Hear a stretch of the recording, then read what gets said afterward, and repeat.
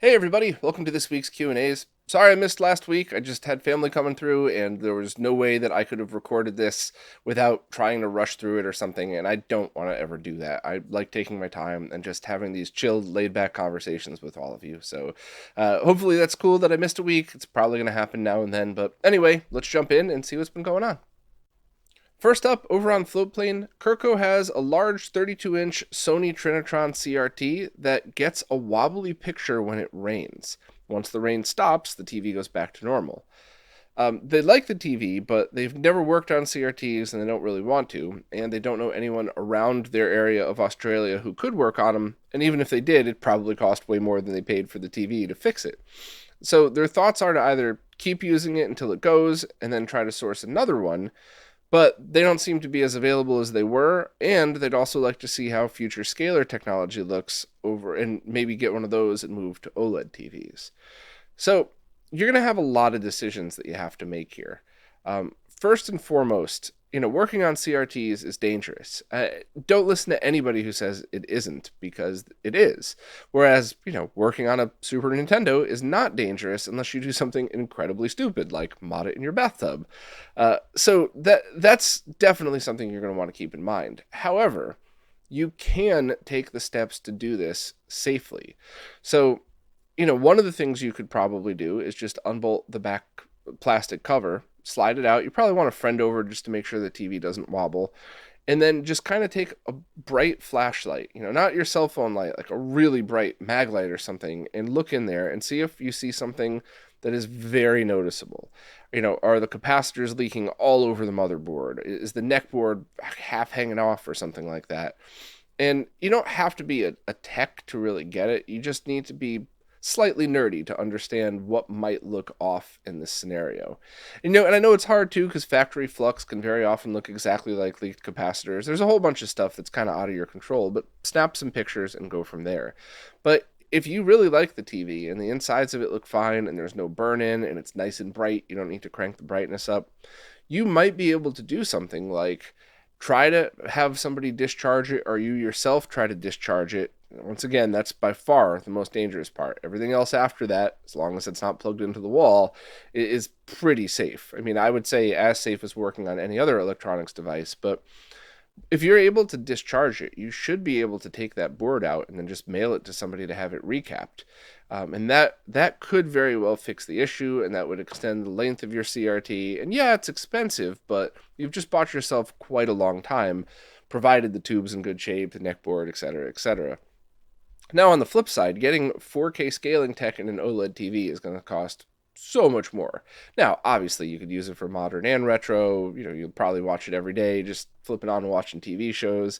So that's something to consider. But I think if I were you, the only thing I wouldn't do is nothing. Even if what you end up doing is just having a think about it, right? Even if just listening to this podcast is thinking about it, that's cool. But I wouldn't just do nothing, because you could just end up accidentally wasting a perfectly good CRT. Like, what if it's something super easy? Like, there's a connector that's coming off, and whenever the moisture gets in from a rainstorm, that's a little bit of corrosion. So you pull the connector off, you clean it, you put it back on, and you're done, right? Or what if you open it up and all the capacitors have leaked all across the motherboard and it was going to die in a week anyway? At least you know. And once again, if the tube is in good shape, you might be able to find a replacement board for it that's already been refurbished. So I would just have a really, a serious think with yourself about, do you really love CRTs? Is it something that you want to continue to use? Because, when I do these experiments with people, and I always choose non-nerds to do these experiments with, I have people come in and tell me, all right, what looks better for an old TV show and an old game? Everybody always picks the CRT for older content, not newer content, but older stuff, anything interlaced or any kind of retro game, really. But then when I ask them, okay, well, how many of you would deal with rolling a CRT out and plugging it in? Mostly people say no. They like the experience. They like coming over my house and doing it. So that's kind of something you have to think. Do you want to keep using your CRT? Obviously I do, but a lot of people don't, and that's fine. And if that's the case, yeah, then go ahead. Just kind of, maybe even try to sell it and do it honestly. Just, hey, this is what happens every time it rains. I'm looking to get it to a CRT enthusiast. It can be $50 and come pick it up yourself or something, or free or whatever. But I would just kind of think about what your overall goals are, why, and then what kind of effort you want to put into this. I know it's a really long explanation, but I just kind of wanted to add a lot of context to this because I'm sure there's a lot of other people listening that are in similar scenarios. So I'm not just talking to you, Kirko. I'm kind of talking to everybody on this one. And if obviously, if you have any other questions or any thoughts on it, just ask again and we'll follow up next week. Okay, now I'm going to move over to Patreon, and I'm going to start with the newest questions first, just because it's been a couple weeks. Maybe there's something I need to see in this order, or maybe I'm about to make it weird. I don't know. We'll figure it out. But Ccon said they're using a mister with a DirectVideo out option for HDMI to 240p without having a separate I/O board. With this setup, should they be worried about not having a fan or heatsink on their mister? Do I have any suggestions for low-cost cases or fan boards for a bare-bones setup like this? Basically, mister and RAM with no I/O or USB boards. So that's kind of an interesting question, because heat is always a problem with any electronics, but if you don't have any case on it at all and you're running it open air, there's a lot less chance of heat buildup because the heat gets to move around. So is this just sitting on your desk? If so, you might be able to buy like a $10 multimeter that comes with a thermal probe so you could actually see what the chip is running at. You could just, halfway through a gaming session, pause the game, stick the thermal probe right on it, and just read it right there and see. Or if you have one of those fancy wireless thermometer things, those are awesome. I love those. But yeah, I've wanted to get a FLIR for a long time, but I just can't justify the $300 or something. But anyway, you could just kind of check yourself to see. But if your Mister setup, even stripped down just using the DE10, is in a shelf somewhere where there isn't much airflow, that in itself is enough to say maybe you would want it. And as long as you run electronic components within their directed tolerances, that should be fine. Cooler is always going to be a little bit better. So what I would say is check out any of the low-cost cases or things that the cheapest cases that just have a fan assembly built in. Or you could do something cool, like there's that mini ITX board that is it's basically just a housing or just a way to mount the DE10, and then you could stick it in a mini ITX computer case. If you already have one of those, that might be kind of neat. You could check out Retro Castle store. They have some without the IO board, but with the case. I believe Mr. Add-ons has those as well. But they're still not dirt cheap, and they're not supposed to be. These are quality things. Well, I mean, the mini ITX bare bones one is dirt cheap, but then you have to get another case around it. So I would kind of my suggestion would say fan and a heatsink is never a bad thing for something like that. I don't know if you would need to run out and get it every time, but it probably is worth investing in. Next, do I know if the DirectVideo out option is compatible with a GunCon 2, where some kind of composite input is typically required? It should be, but then you would have to have a breakout on the sync line in order for that to work. So you would have to go from that is one of the rare times where you can use a Y cable. And I just want to be incredibly annoyingly clear about this. I'm not talking about sending video, or in this case, sync, to your display and then another display. I'm talking about sending it to a GunCon and a display. And the reason for that is because of the termination, and it doesn't put as much of a load on it. Basically, for lack of a better description, it sniffs the signal, not pulls it. Actual EEs are rolling their eyes and want to punch me in the face for saying it, but it is actually a good analogy for people that don't have an electrical engineering degree. So that would be the only tricky part of that, is you would have to, because remember, you don't need composite video, it just needs sync in order to synchronize where the gun is on screen versus when you pull the trigger and stuff like that. So you could do it, but you would need to wire up something a little bit custom or get one of those breakout boards.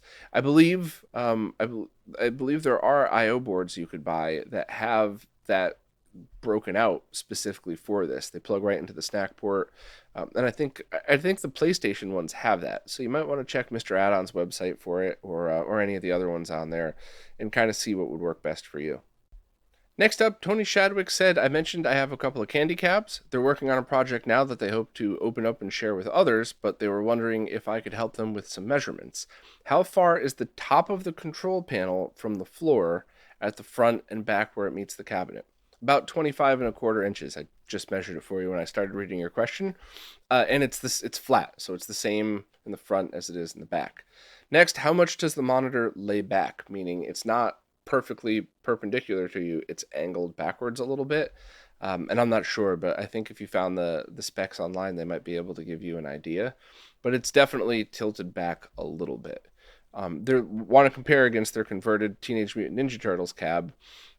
So, you know, I'm not really sure what your project is, but there should be detailed measurements of these. And by the way, I should have mentioned the cab that I measured was the Astro City, the Sega Astro City. I also have a Sammy Video World, which is definitely different, totally different size and shape, but it is also angled.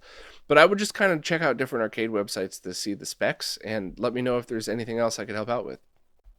Belmont said last night they recapped the elusive one-chip SNES and had a very positive first-time experience with SMD-style capacitors. They've seen so many methods to remove them: hot tweezers, cutting, dual-wielding soldering irons, and people sometimes just twist them right off. In my experience, what's the safest way to remove them? Time isn't an issue, but preservation of the pads is. Well, my least favorite version is twisting them off. Experts absolutely can do it because they could kind of feel around and see when the pads are wiggling and when the cap itself is coming off, but beginner and intermediate no, and I don't do it. So, and I would consider myself intermediate. I definitely wouldn't say I'm an expert, but I would definitely not do it that way. I have before, and I ended up breaking one pad out of many, so it wasn't too bad, but I wouldn't recommend it. What I've ended up doing quite a bit is I take tweezers and one soldering iron, and I solder one half of them. I try to get it heated up, and then I pull up just that side, and not a lot. I'm not putting a lot of force. I'm not ripping anything. I'm just putting enough pressure so that when the solder connection melts, it lifts up. And then I kind of take the soldering iron away, and I just let it sit for a minute. Maybe I blow on it or something, because you don't want to drop it back down when it's still hot, or it'll just reconnect. And then I go on the other side and do that. And that is super easy, unless it's so close to another cap or another component that you can't get your soldering iron in there. And I've tried using solder tweezers before, but I bought a cheap junk version, and it was way harder than just using a soldering iron. I've had a few people tell me that the good soldering iron tweezers are very expensive, and you might actually be better off just getting two decent, I forgot the name, Kesker, whatever those soldering stations I've been using. Couple of people said it's cheaper just to get two of those and to push one on each side. But I don't, I'm not really sure. I think it's always really going to depend on the layout of the caps and where everything else is around it. So if there's space, one soldering iron and just doing one side at a time is cool. Worst comes to worst, you could be very carefully cut it. But that's just, there's so much that can go wrong.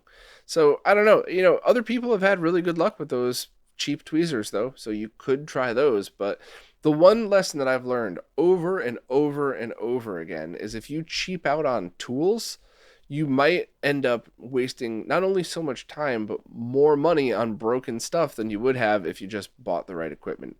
I destroyed two Genesis motherboards because of a low quality desoldering iron. And once I spent the $7 more on the better one, I wanted the smaller one. I didn't have the space, but that's all it took, and I was desoldering like a champ. So I don't know. I would try the method that I suggested first, and if you find yourself in a situation with a lot of caps that are too close together, kind of go from there. And if there's any experts that are listening, please chime in. Cruz, Voltar, whoever, if you have any extra tips, definitely. But I think not twisting and not cutting for beginners and intermediate is definitely a good idea. And the slight pressure with adding heat to one side at a time is a good way to start, at least.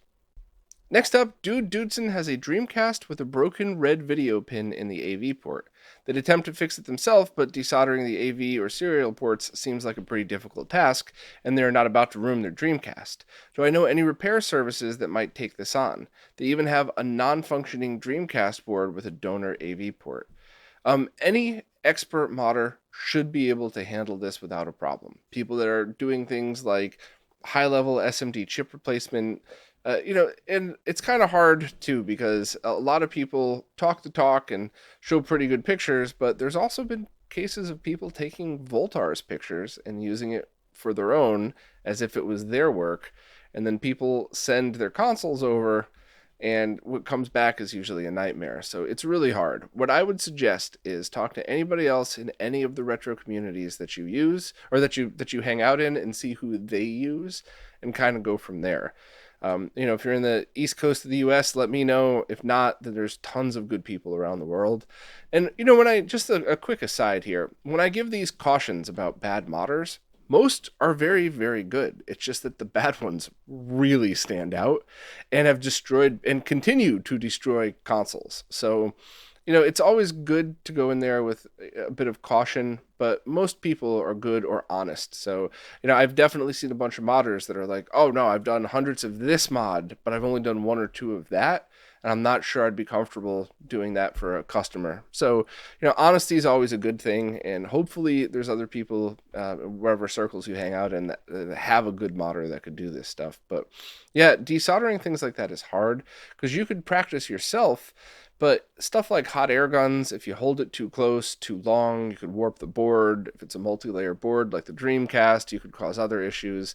So I do think you're doing the right thing by exercising some caution. But I think if you just find any decent modder that has the correct tools and has done something like that before, they should be able to do it for you.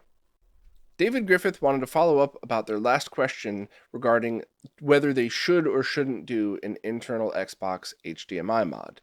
And they got the impression that my recommendation today might not be the same in the future when retro-focused scalers with HDMI inputs come out. Interested to hear my thoughts. For sake of argument, let's nix composite from the conversation altogether. What do I think the best solution for right now is, and thinking ahead? So right now, what I would say, the best solution, in my opinion, is probably the newest adapter from the Behar brothers that just came out. I haven't written it up yet, so hopefully I will get that posted on RetroRGB before this comes up. But right now, that will get you component video, HDMI, composite video, digital audio, and analog audio. Obviously, you can't use composite at the same time as you're using 480p, but it'll work with any 480i stuff.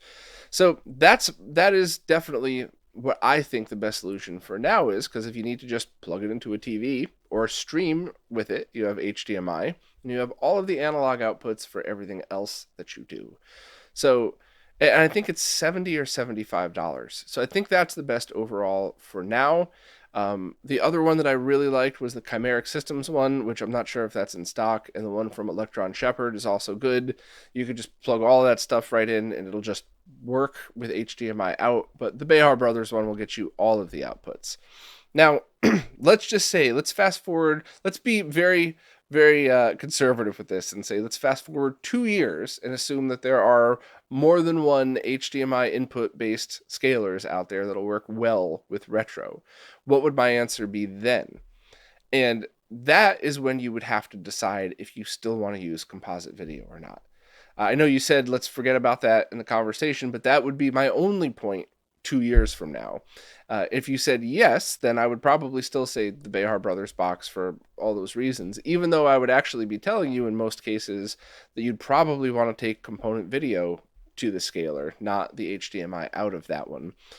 However, a couple of years from now, if you wanted my answer and no analog output was necessary, I would definitely say the internal, only because you're getting a true digital to digital signal. So a one-to-one recreation of digitally how the audio and video is generated into a scaler that's designed to recognize what those are. This isn't a movie. This isn't a DVD player that's already deinterlaced 480i content. This is an Xbox running at native 480p.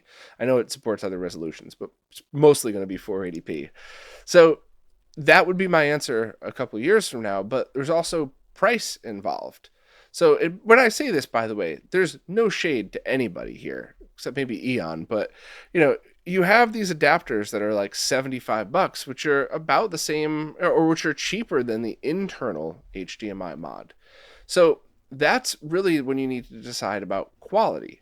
If Xbox is your favorite console and you just want the best possible quality, you're going to spend a lot more to get that internal mod, both the cost of the mod and to either pay somebody to do it or to take the time to do it yourself, but you're going to get the best. However, if you asked 2 years from now, like, is it going to be a huge difference between like a Behar Brothers adapter and, in this or not? It's not massive. It's not like the difference between composite and RGB. It's more like the difference between a one chip SNES and then a one chip that's had the bypass done to it. You'll get a noticeable increase in sharpness and less interference, but how many people would actually notice that? That's kind of the difference. So, I hope when I explain this stuff, I don't ever want to come out as if I'm saying, internal mods are too expensive. That's not it at all. It's kind of like the same question of, I want to get a stereo, what should I get? And there are definitely people out there that's like, if you don't spend $100,000 a speaker, then you shouldn't even listen to music. And if that's their opinion, that's fine. I wish for one day I could live in a world where that was even a possibility for me. But that's, the point is, there are people where every little bit of quality is very important to them, and they have the time and money in order to get that. But there's also, most of us just want something that doesn't suck. Unfortunately, there's also a large group of people that don't care if it sucks. They just want to turn it on and see flashing lights. That's a bit frustrating. But so I think the best answer to your question is just that get any of the solutions that don't suck. And there's a lot for the Xbox. And get what I personally would get what works best for you now. Probably the Behar Brothers one. And then see what comes out later on. And if you end up getting one of these crazy 4K scalers that's in the works, maybe just hooking it up with component video is going to be more than enough for you, and you won't need to go that extra mile. Or maybe you're going to get multiple Xboxes, so you'll like the fact that you could just plug into whichever one you're at. Or maybe a year from now, you're going to decide, hey, Xbox still is my favorite console, and I want that extra 1%, 5%, whatever it is difference. But for me personally, my suggestion to you would be take a serious look at the Behar Brothers box they just came out with. I will leave a link directly to their store just in case I don't have time to get the post up. But yeah, I think that's going to solve all of your problems for today and possibly for tomorrow as well. Looks like Oliver Clare had a bunch of questions. I might need to chop up these answers because I'm still sick and my throat's still killing me. So if I manage to get through part of it and like my answer and screw up the second half, I'll have to do that awful jump cut thing that I hate doing. But anyway, let's jump in, Oliver. They wanted to follow up on their previous question. Here's a quick recap. Last week, they asked for my recommendation on an HDMI extractor device that could pass a 4K 120 video signal to an LG OLED while extracting audio for an older AVR that only supports up to 4K 30 or lower, so 1080p 60, whatever. My suggestion of using a 4K 120 splitter with downscaling was helpful, but they still have a couple of uncertainties regarding the audio side of the HDMI signal and its potential impact on the refresh rate. So they have a few follow-up questions. In order for audio and video to sync up properly, should the refresh rate on the TV side match that of the AVR side? That is an excellent question, and I don't know the answer. My assumption, which probably is wrong, but my assumption is that it's time code based. So the signal that's sent to your AVR, now you're counting seconds, 1, 2, 3, and that's the same amount of seconds that's going on your TV. So I think if you're using a downscaler box like that, I think that's how it would sync up audio and video, not from refresh rate or something like that. But I could be wrong, and I'm most likely getting that wrong. Even if my answer is correct, my explanation of it's probably wrong, because that's not something I've ever done a deep dive with. I've definitely done tests with resolution differences, but never refresh rate differences. But if that was the same, if that was an issue, wild speculation time, put on your tinfoil hats, everybody. If refresh rate to audio was a thing, then if I'm using a 144 hertz monitor, recording in 60 hertz, and then have a 30 hertz camera, and have a 48 kilohertz audio, if I change any one of those, wouldn't everything go out of sync? And it doesn't, because I change all the time, and most of the time by accident. So, yeah, I think you should be okay with that one. Next, they had initially assumed that an HDMI audio extractor was a distinct device category. However, I was using the terms splitter and audio extractor interchangeably. I was doing so because you might need the benefits of both, or you might not. Those are two different categories, but I very often see audio extraction with splitters, so you might be able to get something a little bit better for your scenario. Just remember that optical audio SPDIF is bandwidth limited, so you're not going to get Dolby Atmos through it. So when you see these splitters, you're going to need to look at the HDMI audio specs, not the specs of anything else on there. So I don't think you should be looking for one of the other. I think you should be looking for both. And I know that kind of complicates things, but either one could have your correct solution. And, I know you don't need any pro features, but that kind of might make things even easier because there might be something out there. Next, I mentioned the option of using ARC, the audio return channel, as a potential workaround. If they understand correctly, by routing both the old HDMI sources and newer consoles through a switch onto the TV, then sending the signal back, that would eliminate the complications. Yeah, so ARC only works as well as your receiver and your TV can communicate about it. Sometimes it works flawlessly, sometimes it works, but you have to manually turn on the amp or something like that, or manually turn it off. And I've really seen sometimes it doesn't work at all. I've seen every combination, but you're essentially taking the output of your receiver. I know this sounds weird, but you're taking the output of your receiver and you're plugging it into whatever HDMI port has ARC labeled on it. And there are two advantages of this. One, if you need the on-screen display of your receiver, beautiful, switch it to that input.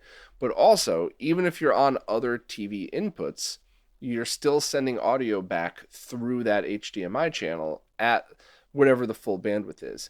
Now, as I say that, some TVs have issues passing certain things. There's always going to be a little gotcha here and there, but there's always going to be a gotcha if you plug directly into something. So as a general rule, if ARC is working, you could pass everything right back through it. So that might actually be your easiest solution by far, and you could just test it right now. Even if you have everything run through your walls all nice, just grab a long HDMI cable, run it across your floor just for testing, and see if that works. But that should be it. Then you could just get yourself a 4K 120 HDMI switch, only use one of your TV's HDMI inputs, the 120 hertz one, and you're done. Another one from Oliver, they want to test some more Dolby ProLogic and ProLogic 2 across a few different amps and decoders, and they want to run tests to see how they differ, and they were even considering making it more period correct by using older speakers. So first, do I have any suggestions on how they should approach the overall testing scenario, apart from subjective factors like sound quality and immersion, stuff like that? Yeah, I would. So subjective tests are going to be up to you, but they're still helpful. However, objective tests are super easy. Play those files that I included in the Dolby ProLogic video through each one of them and see if any of them act differently. So, the very basic one, ProLogic 1 and 2, which I know is essentially the same, but whatever. If you run it through these decoders and, the left front speaker plays on all of them, then they're all working correctly. So from an objective approach, you just want to make sure that the decoding is accurate. And then subjectively, does one sound better than the other? Yada, yada, all that stuff. As far as isolating the effects of different stuff so that you could really kind of hear if one is better or worse to you, I don't think that you should use different speakers. I think you should use the same set of speakers so that you're testing the amps. You're not testing overall scenarios. And also, when you do things like test period appropriate speakers, how are those worn? So are you theoretically having a bunch of new old stock hermetically sealed speakers that have never been exposed to the elements, and that way you can get a true sense of what it was like in 1989? Or are you using used speakers versus some brand new ones? Because that's going to give you wildly different results. And even a set of brand new speakers versus ones that have been broken in for a couple months versus ones that are worn out, those are going to get three completely different. When you're doing tests like this, they're all going to probably sound similar to people who aren't listening for it. But if you're trying to do these tests, like hypothetically, if you bought 3 speakers and they were all in a hermetically sealed room, so you don't have any outside effects in that, and you used one 24/7 for a week, and then you used another one 24/7 for 2 years, and then you played all 3 of them, they're all going to sound different, and the one that was slightly burned in, if you want to call it that. So, worn in a little bit, broken in, whatever, it's probably going to sound the best. So that's going to be a huge factor.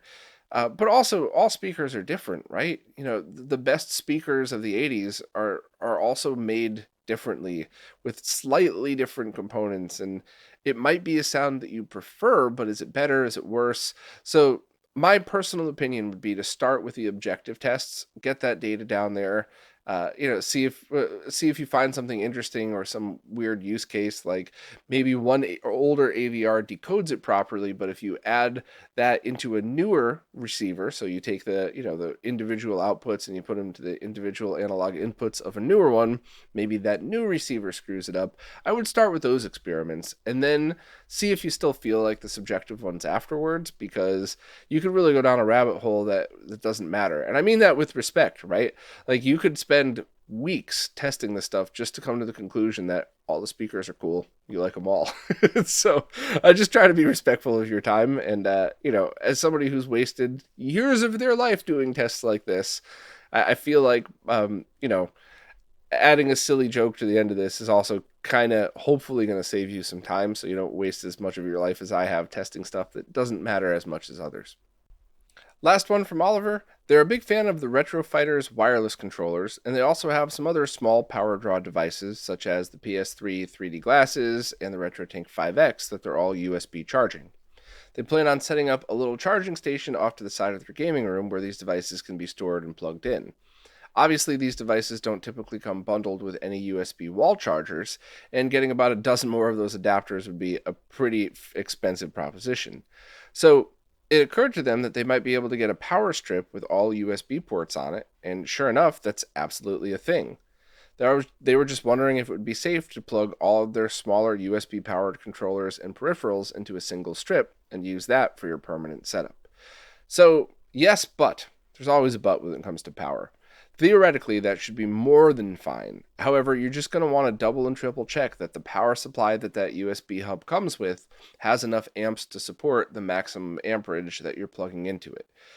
As long as that's the case, you should be fine, because essentially all you're doing is using a USB hub without connecting data. You're just connecting power. So as long as you're using a hub that has a very good power supply and that's rated for the more modern USB power draw, yeah, I think that's an absolutely great idea. Now, if you had said something like, I want to power a bunch of my guitar pedals, I want to power a bunch of my consoles, that would be a hard no for all the reasons I rant about and have always ranted about. But all you're talking about is charging components. So, and running something like the RetroTink 5X, where I don't think you're going to see any issues with that. So my gut is telling me, this is not a fact, but my gut is telling me that you should be completely and totally fine. An absolute worst case scenario, if you see any interference when using your Tink, just use that on a separate power supply and charge everything else through the hub. But I really think you're going to be okay on this one. Adam Ant wants to know where I got those magnifying glasses I wore on stream. They have a wiring tech they want to get a pair for as a half serious, half gag gift. These are not wiring glasses. I now need glasses to read things up close because I'm getting old, which is super depressing because I always had really good eyesight and really good hearing, and now my eyesight's starting to go, and if my hearing starts to go soon too, that means why did I spend the money on the stereo that I have? But so far, the only problem that I've had is stuff up close I need those glasses for. However, you should be able to get over-the-counter magnifying glasses that are either jeweler's lenses, the ones that flip down, the visor that flips down in front of you, or ones that just look like regular glasses, but they just have magnifiers in them. But if you want something that's both a funny gag gift and something people could use, I'll give you the visor that I bought a couple years ago because it looks hilarious, but it actually works great. Cruz uses it now, so he wouldn't use junk. He says he works fine for him, and there's different lenses that you could insert, so I'm going to leave a link to that just in case. Next up, Tomas has a Dreamcast that isn't outputting the right audio channel when using the brand new Retro Gaming Cable's component cable, but both channels work fine with a previous SCART cable. So I gotta ask, is it plugged in all the way? And I am not mocking you by saying that. I'll tell you my silly story afterwards. But what I would check is I would unplug it and I would look, maybe you need a magnifying glass, the light from your cell phone, whatever. But I would look in both the end of the cable and the end of your Dreamcast and make sure no pins are bent or anything like that, or there's no dust or something in there. And then plug it back in and make sure it is snug up to the Dreamcast. And if that's still not working, contact Rob and he'll probably just send you another cable and ask you to send that one back. But the reason I'm asking this is because years ago, I got a Behar Brothers box and I sent Yossi an email saying this thing doesn't work right. And he said, can you snap a picture of the connection? So I did. And he added a little arrow to the picture and he said, believe it or not, it's not in all the way. Can you try reseating it? And in my head, I'm going, of course it's in all the way. That's a stupid thing to say. What the hell? I plug in cables all the time. I know what I'm doing. Luckily, I didn't respond yet, but I unplugged it and I plugged it back in. And sure enough, there was like a little, almost like a millimeter more of give in there when I plugged it back in, because I guess the connector just hadn't fully broken in yet. And then everything worked. So, of course, I immediately responded to Yossi and said, I'm a moron. Sorry. Thanks for being patient and all that. But I told you that story both to make fun of myself, but also to tell you I'm not making fun of you. It is just a thing with the Dreamcast. The way the connectors are and the way the receptacle is on the Dreamcast, before the connector really has a chance to break itself in, it's going to be snug and you might have to force it a little tiny bit. So that could be a very reasonable explanation as to why your older cable works fine and this one doesn't. Or it could just be defective. So try that first, but then if not, have that thing RMA'd and swap it out for a fixed one. Next up, Tony Escobar tried my suggestion of just swapping out the cable in order to fix the flickering on their Mister when connected via 1536p, and it didn't work. So the next thing that you're going to try doing is swapping out the DE10 itself. So sorry that you're having trouble with this. It stinks. Please keep us updated, because if this is something that's related to DE10s, it wouldn't be common, but it would be nice to know. So that way, through all of us in the circles that we hang out in, if somebody describes a weird flickering issue, then we might be able to say, oh, it could be the DE10 itself. Do you have another Mister? Can you borrow a friend's Mister, etc.? So yeah, that's something that's worth trying. If you end up buying another DE10 and not needing it, let me know. There's always a developer I know that needs one for a fair price, but so that way you won't lose any money out of it. But yeah, it's weird. Please keep us updated. I kind of want to know what the answer is.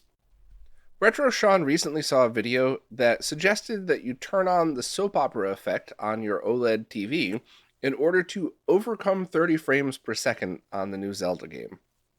So I have some thoughts on this one. First of all, latency is obviously the first thing that I would worry about. Can you turn on this mode while retaining game mode? Some TVs won't let you access these modes because they would add too much latency. And even if you could, is it adding a frame of lag? Is it adding a ton of lag? Because this is a TV-focused feature. It's meant for TV signals and stuff, and movies and things like that, not video games. So if it added 20 frames of lag, that's totally fine, because it's not supposed to be used with video games. I always turn that stuff off. So maybe if you have a time sleuth, you could check it. Maybe it'll give a fake effect that is pleasing in certain scenes. And even if it does add a ton of lag, if you like the way this looks, watch all the cutscenes with it, or just when you're wandering around, and then whenever there's action, flip it back into game mode. But I can't understand how this would produce a good effect, because you are not going to change the frame rate of a game. It's still going to react and feel like 30 frames per second. It's possible there could be some frame blending or something going on, but that could actually be a detriment to video games and would most certainly add a whole bunch of latency. Because it's important to remember that these modes that TV companies have added, there are really two main reasons that they came up with them. First of all, they want you to walk into a big box store and say, ooh, that one's the shiniest, so that you would buy it. And second of all, most people who buy these things without any research are probably the type of person to go home and hook them up to their 25-year-old cable box and wonder why it doesn't look good. And in those scenarios, those filters actually do an excellent job. No shade whatsoever. And some companies have even evolved that so that 24 frame per second is a little bit smoother. And if you're running a 120 hertz TV, that's actually a good thing, because they don't have to use 3-2 pull down or smoothing. They could actually just do it right. So It's not all BS, but it certainly was not designed for video games at all in most cases. And if they are and I'm missing something, please let me know. Now, I did see this video and I skipped right by it because, and maybe this is me just getting a little sour after seeing so much crap going down over the years, but when you see something like that, you have to understand that there's two scenarios. The very plausible scenario is that this video talks similar to what I did about it and has all of these great facts and is an informative video with a really clickbaity title, because unfortunately you can't get clicks without a clickbaity title. It's just kind of the way it is these days. So, don't hate the player, hate the game type of thing. However, and I know I shouldn't say this at all, a better person would keep their mouth shut, but you gotta understand that YouTube is filled with a bunch of Corlickian reviewers that think because they powered something on and it works, they're now an expert at it. So you need to take a lot of this stuff with a grain of salt. And once again, I haven't seen the video. So if you're a fan of this person, if the person's got a good channel, don't come trolling. I'm just talking generally about this stuff. But that was a super clickbaity title and a huge turnoff, so I just walked right by it and didn't, metaphorically just passed right by and didn't even stop to click on it. But my gut's telling me it's not going to do anything you'd actually want to have on while gaming. But I would love to be wrong. I would love to find out that this person really discovered a secret combination of frame blending that adds zero lag and gives you the perception of a higher frame rate even though it stays at 30. But if that existed, why wouldn't LG have put that at the forefront of their marketing and made this the world's greatest gaming TV? So I don't know. But yeah, my gut's telling me this is just somebody turning on a setting and talking about it without knowing what they're talking about. But I hope I'm wrong. I don't know the person who did it. I don't know the channel, people, whoever's behind it. I'm just speculating based on many years of being burned with stuff like this, and also many years of people hardcore trolling. Like, why would you ever say anybody needs a scaler? All you need to do is just, set your TV to motion smoothing, and that's the same thing. Like, you're an idiot. You're a liar. Like, I get that all day long, every day. So if you're wondering why I'm a little bit bitter towards idiot YouTubers, that's why. But once again, I don't know this person. Maybe they're awesome. So watch it for yourself if you want to, but I'm not putting a link to that. Unless a bunch of commenters say, no, it's a good video, it's informative, it's honest, but I'm definitely not promoting clickbait unless I know it's actually good. And lastly, Steve Wells just wanted to chime in about a few different things. First, there are several different variants of the iPad LCD control boards with wildly different support. So, Tony, your problem of not supporting or getting flicker at 1536p could be related to that. So you could definitely try any other monitor that could support it. Some capture cards support it, some just gaming monitors like this one support it. So that's definitely something that might be the issue as well.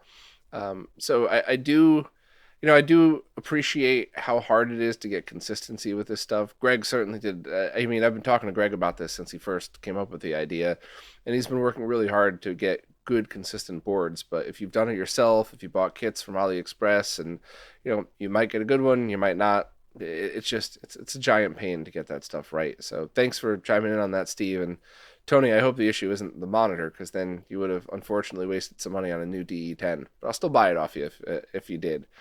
Next, regarding the David Griffith's Xbox conundrum, it looks like Steve also has this issue and solved it by buying another Xbox.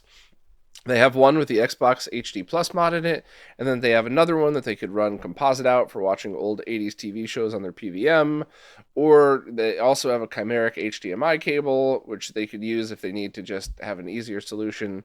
And this respectfully goes back to if you have the extra cash and you really love this stuff, then absolutely, that's an awesome option. In these answers, and especially anything on the website, I always try to present everything as, here's how you could do this the cheapest possible way that doesn't suck. And, also, I really love the super crazy ways too. But I want to always balance that, because I get bombarded with people that are like, you're just trying to sell your cables, which is funny. I don't sell cables. I've never sold cables, but just so many people are like, you're lying about this stuff to sell cables. All you have to do is plug this into that. And it's like, yeah, I know. And I've told you that. every time people ask. So I like both. There's nothing wrong with enjoying and appreciating two ways to solve the same problem. So, you know, if buying another Xbox is what works for you, and now you have a spare, now you have your backup, maybe you have two models. One is an original cool looking case, and the other one's just the base or the basic case everybody else got. There's so many reasons you might want to, or you might want to just buy one adapter and be done with it. So I'll stop ranting. I like all options, and I just want to make sure that I always try to evenly say the answers to both. So we'll see. I don't know. Maybe my cold is still getting to me and I'm just being grumpy, but hopefully that came out positive, Steve, because I appreciate your responses and I agree with both. Well, that's it for this time. My throat's still killing me, so if I sounded grumpy in any of that, that's the only reason why. I even had to stop halfway through a couple of those answers just to have a cough drop and take a couple sips of my Gatorade and just kind of chill out. So I always love doing these. And I didn't want to delay it another week. I'm having a good time doing it, but you can't help being grumpy when you're sick. So hopefully I didn't piss anybody off too much. You never know with me. I never know what emails I'm going to wake up to the next morning. However, as usual, I had a great time doing it. Thank you for everybody who participated. And if you want to participate in these, ask any question you'd like wherever it is that you support in the latest Q&A post. The way the services work, I can't figure out what's an older question on a newer post. Plus, I really like just answering them in real time like I do here, just kind of like a chill conversation between people. So anyway, thank you all very much, and I will see you next week.